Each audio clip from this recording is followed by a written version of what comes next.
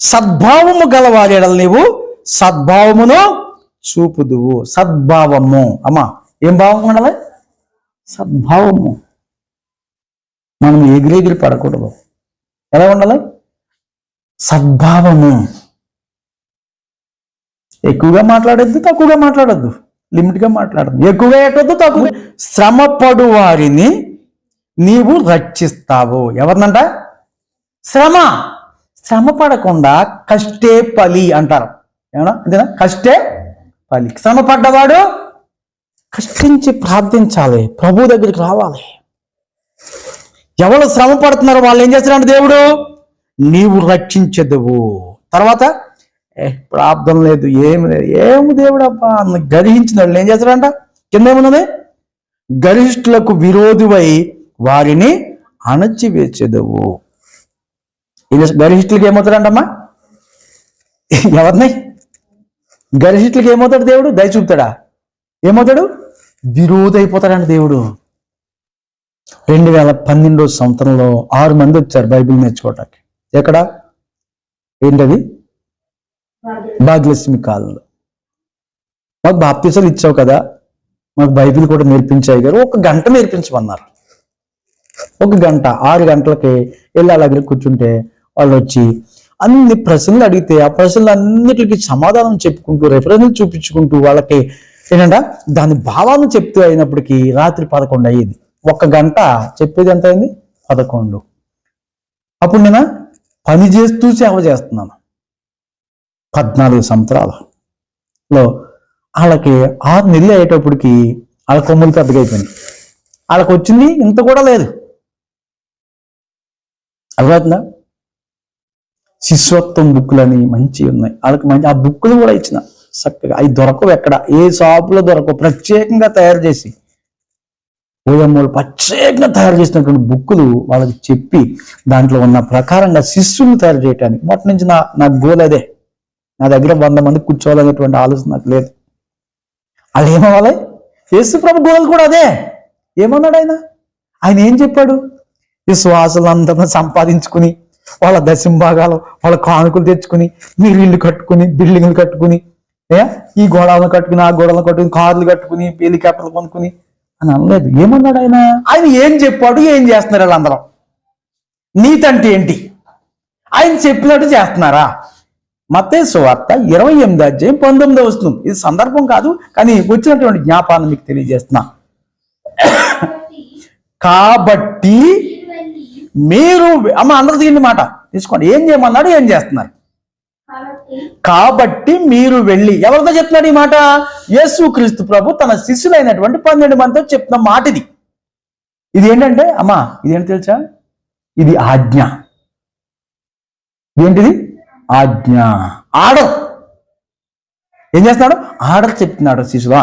కాబట్టి మీరు వెళ్ళి సమస్త జనులనా అంటే హోల్ హాల్ ఇంకా ఏంటి? సర్వ ప్రపంచం కదా. ప్రపంచంలోకి పోండి. ఇక్కడే కాదు, ఈ కైసనర్లో గ్రామాలు ఇక్కడ కాదు, ఇక్కడే పెట్టుకుని బుట్టు కట్టుకుని ఊరెక్కండి.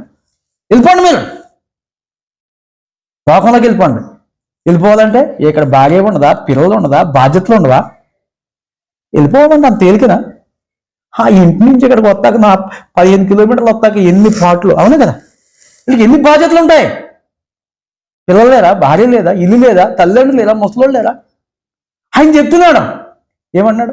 శిష్యుడు అనేవాడు ఇలాగ ఉండాలి, తెగింపు జీవితం ఉండాలి. కాబట్టి మీరు వెళ్ళి అంటే ఆడు ఎవడైనా పర్లేదు, కులం గీలం అన్నీ ఏం లేవు అక్కడ. ఉన్నాయా? సమస్తలు అంటే అందరూ కదా. అందరు ఎర్రోడు, తెల్లోడు, నల్లోడు, పొట్టుడు, పొడుగోడు, ఉన్నోడు, లేనోడు, బేదోడు, పేదోడు, అందరినీ కూడా ఎవడైతే మీ మాటలు వింటాడో,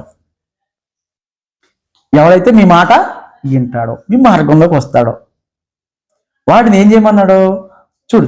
చదువు. కాబట్టి మీరు వెళ్ళి సమస్త జనులను శిష్యులుగా చెయ్యుడి.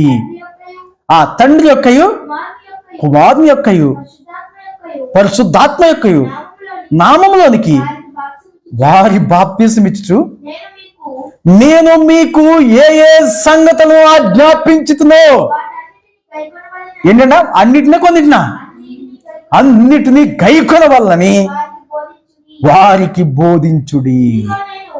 ఇదిగో నేను ఎప్పుడంట ఏంటంట ఎప్పుడు దాకా ఉంటాడు అమ్మాయినా అంటే యుగ సమాప్తి అంటే మనం చచ్చిపోయేదాకైనా మన పిల్లల పిల్లల పిల్లల యుగ సమాప్తి అంటే భూమి ఆకాశం సూర్యుడు చంద్రుడు అన్నీ కూడా లయమైపోయే రోజు వస్తుంది. ఇప్పుడు మీకు అర్థమవుతుందా? ఎప్పుడు దాకానే యుగ సమాప్తి, యుగము యుగ యుగ యుగాలలో యుగ సమాప్తి.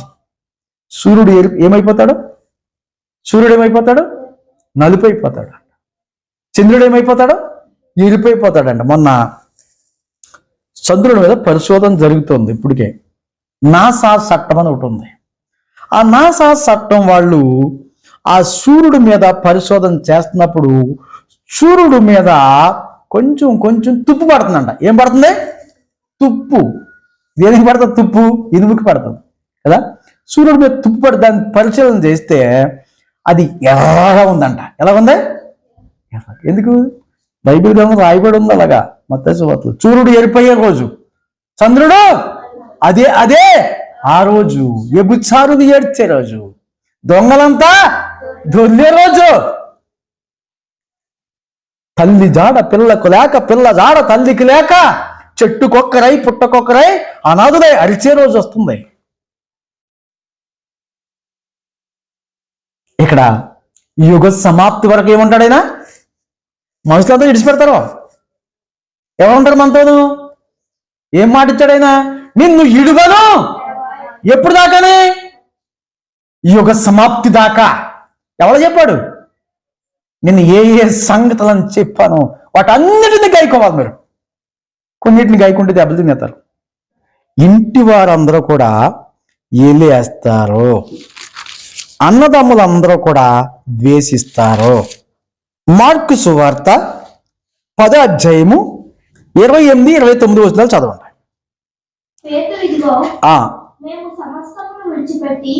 పేతురు ఇదిగో మేము సమస్తమును విడిచిపెట్టి.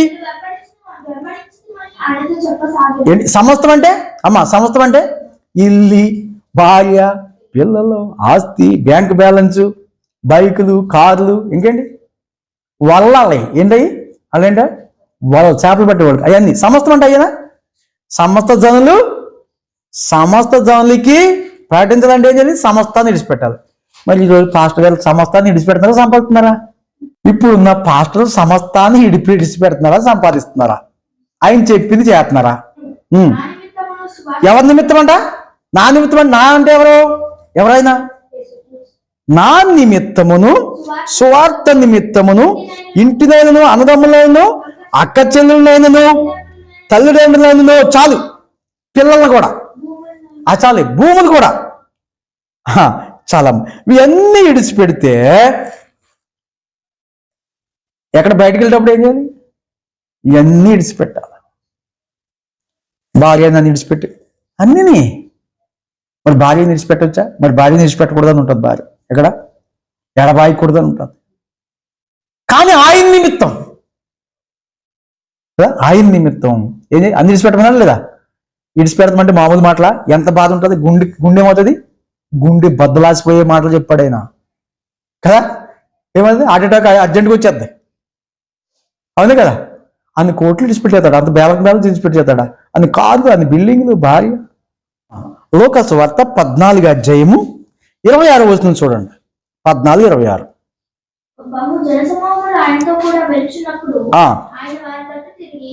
ఎవరి తట్టు?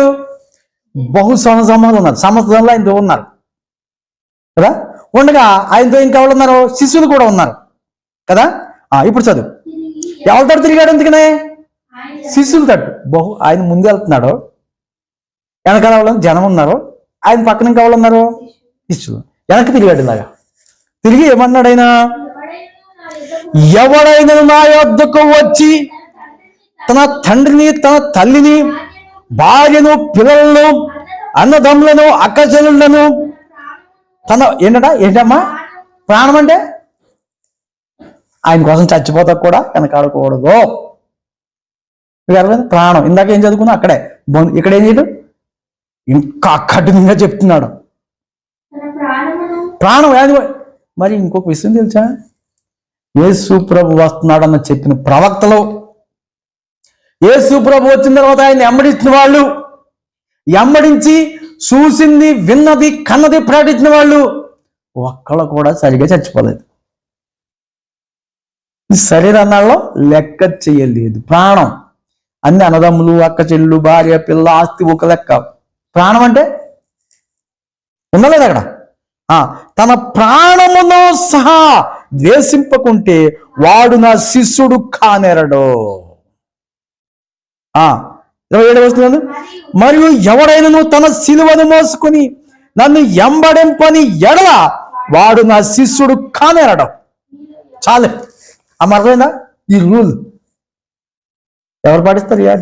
పడు వారిని నీవు రక్షించదువు. ఇలాంటి శ్రమలోంచి ఎవరు రక్షిస్తారు? దేవుడు రక్షిస్తాడు. మన ఇడువడు ఎప్పుడు యుగ సమాప్తి దాకా ఆయన ఇడువడంట. మీ పిల్లలు కూడా ఆయన ఇడువడు.